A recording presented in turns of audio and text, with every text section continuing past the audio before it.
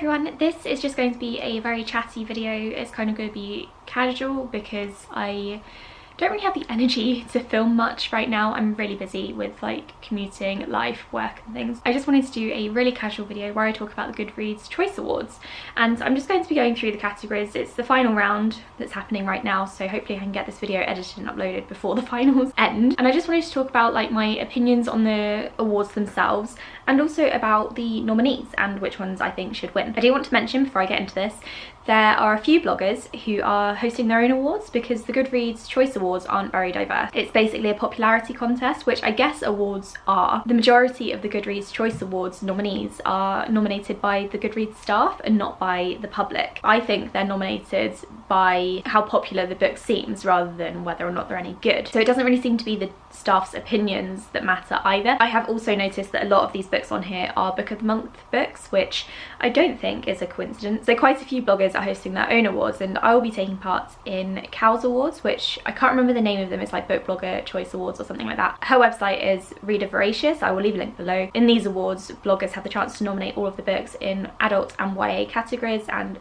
in all the genres, and I think they're a really good idea, so I would definitely recommend going to check that post out. But for now, we're just going to talk about the Goodreads Choice Awards and probably vote, because despite saying I don't think they're very diverse, which they're not, or inclusive, I still want to take part in them because I do every year. Hopefully I have the app up here on the screen. I've figured out how to do it.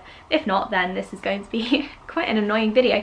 So let's start with fiction first, because I think I've maybe read one or two. I've at least heard of the ones in the fiction category. The first one I have not. Actually no, I have, because I think Raylene and Ariel are doing a buddy read for this book because it was nominated for them.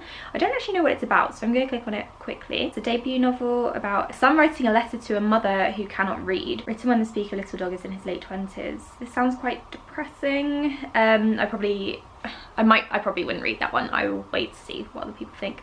Overdue Life, not heard of that one. Ask Again Yes has been very popular. I don't know what it's about. It's been making the rounds and everyone seems to love it. Same with A Woman Is No Man, actually.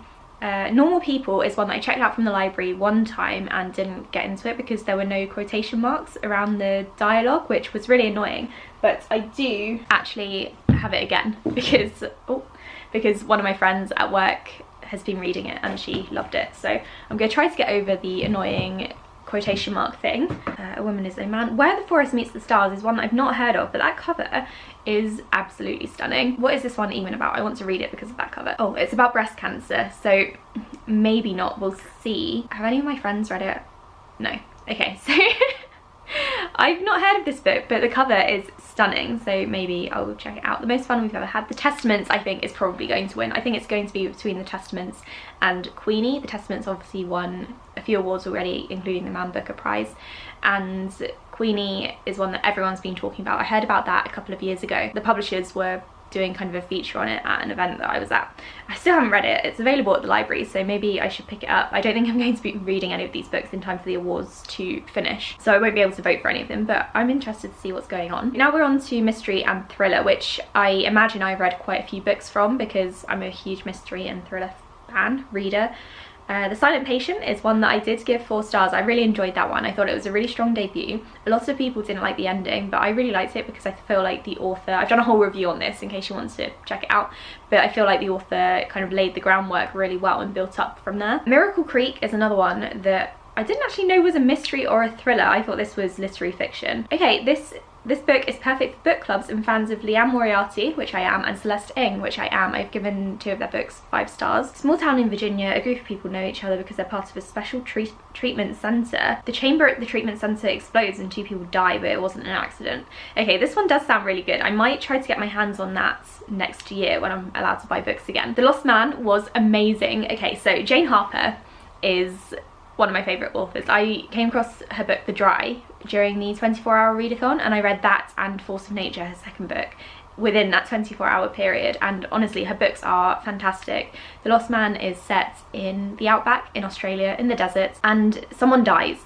in a car in the middle of nowhere, and he shouldn't have been out there. He's a farmer who lives in the outback and he knows how to take care of himself, and so his brothers are very suspicious about what went on because it was very out of character for him to do something like that. It was just a really, really good book about family and mystery and domestic abuse as well, I would say. So go into it knowing that, but I think it's a very good book. Jane Harper is a fantastic author. The Whisper Man, which I really enjoyed, I gave that one 4 stars. Everyone's been talking about it. I think this was probably a book of the month book as well. That's a debut. There are a lot of debuts on this list actually. An Anonymous Girl, which I haven't read, and I've heard it's not as good as The Wife Between Us, so I probably won't bother checking that one out anytime soon, unless I can find it at the library, which would be really great. My Sister's a Serial Killer, which I didn't enjoy all that much. It was too short and it was just a bit weird. Lock Every Door, which I'm actually reading right now, and it's okay. I feel like I could do a whole discussion on Riley Sager and his writing, and I might do that and compare all of his books, but he's probably not an author for me, and I think this is probably going to be the last book I read from him for the time being. The Turn of the Key, okay, this one was fantastic. I did a whole video on my thoughts and feelings on all of Ruth Ware's books, and The Turn of the Key is my favourite so far. It's also her newest book, obviously, but it's actually fantastic. It's really well written, well paced, the main character is pretty great, and the mystery is just really well done, so I would highly recommend that one. And then there's Runaway, which I've never actually heard of. So I'm going to take a quick look at historical fiction, but I probably haven't read any of these because I don't really tend to read much historical fiction. So yeah, like I thought, not heard of the first two. The Water Dancer was a book of the month book as well. I don't know what it's about. Daisy Jones and the Six. Okay, I've read this one. I read it as an audiobook, and the audiobook was incredible. It kind of messed with me, and I got so attached to these characters in this book. I was not expecting to, but honestly, it's such a good book. I think I gave it 5 stars because it deserves it. The Giver of Stars, which I've heard of, but that might only be because it's from the author of Me Before You, but I'm glad she is branching out into other stuff. Once Upon a River, I was meant to read that for book club, but I didn't.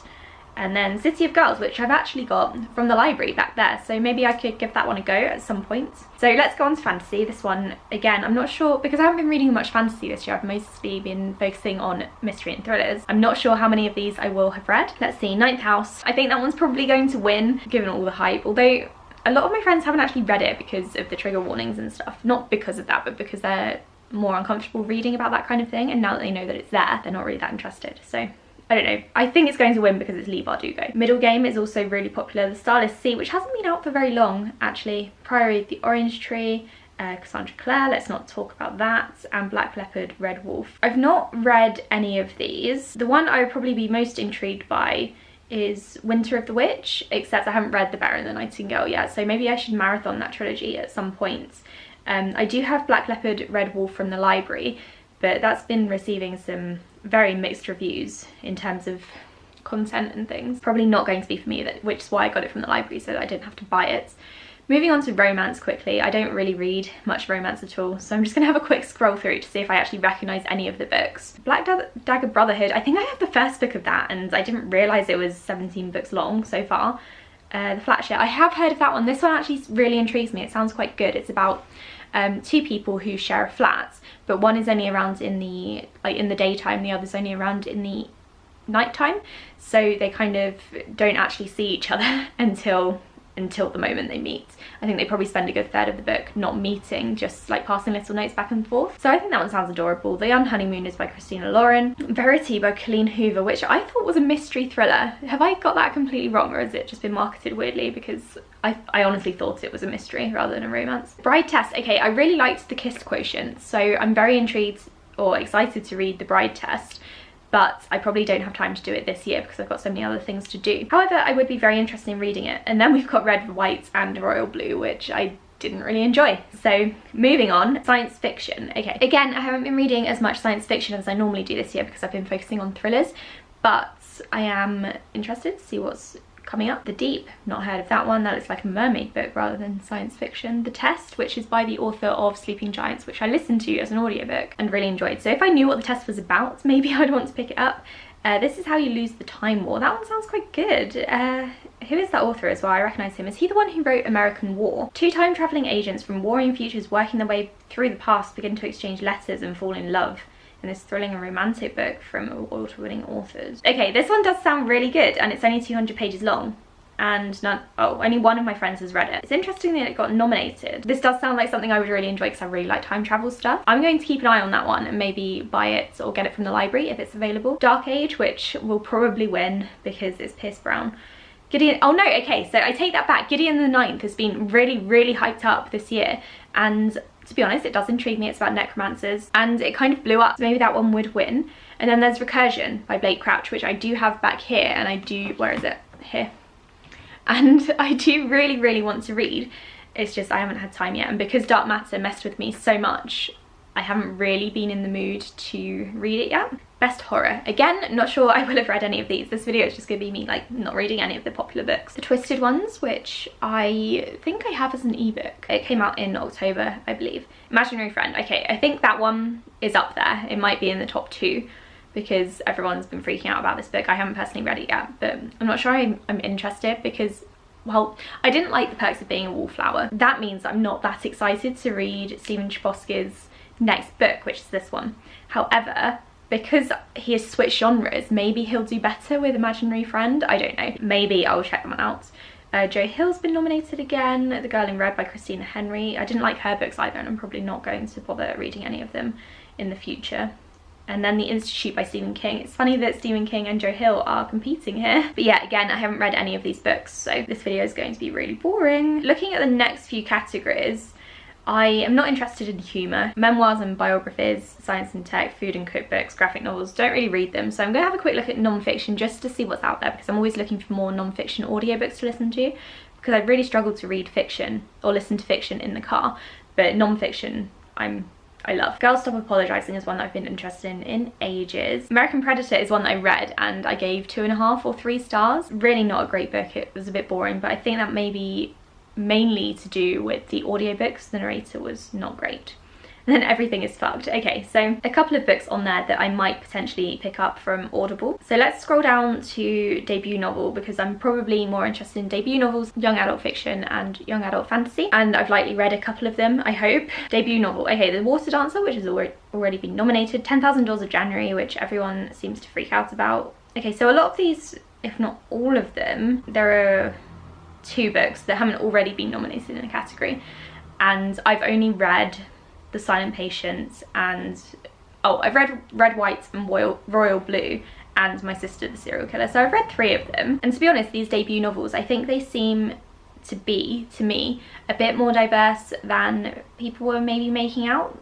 I'm pretty sure the author of The Water Dancer, I closed the app by accident. So I'm pretty sure the author of The Water Dancer is black, as is the author of Queenie and the author of My Sister the Serial Killer. So we've got 3 black authors at least in there. I'm not sure about anything else, but at least that's something. They're not all white, at least.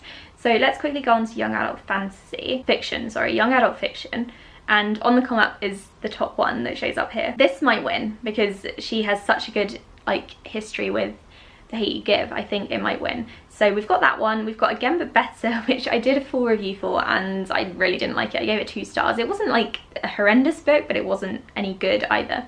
Sarah Dessen, which we'll not talk about. American Royals, Two Can Keep a Secret. She is the author of One of Us is Lying, which is a really popular book, and I did a review of Two Can Keep a Secret as well. I really enjoyed it. It's a good thriller. It's a lot darker than One Can Keep a Secret. One of Us is Lying. So I really enjoyed that one. I don't think it's going to win though. And then The Fountains of Silence by Ruth Sepetys. I didn't really enjoy that one. I gave it 3 stars. It was a bit boring. With the Fire on High, which I actually have here. The Vanishing Stair, which I'd give 3 stars. It was okay. It was a good mystery, but it's just alright. It's more of a middle filler book than anything else. And then 5 Feet Apart, which I really didn't enjoy. So out of these ones, I've read quite a few, and my favourite one is definitely On the Come Up, followed by Two Can Keep a Secret. So if either of those win, I'll be very happy, and I will agree with people's choices. Okay, young adult fantasy, which I haven't really been reading much of this year. Aurora Rising is here, and I do wonder why young adult fantasy or young adult doesn't have the same mixture of genres as adult books do on the Goodreads Choice Awards. I find this very unfair that sci-fi is being put up against fantasy. Anyway, so Aurora Rising, haven't read that yet. I did mean to when it first came out, but I just didn't get around to it. Curse Breakers, Wicked King, haven't read any of those. I really don't want to read Cassandra Clare. Nothing more to say on that. King of Scars, which I did really enjoy. I'd give that 4 stars, I think. I can't remember if I did a review on it. It was definitely in one of my reading vlogs.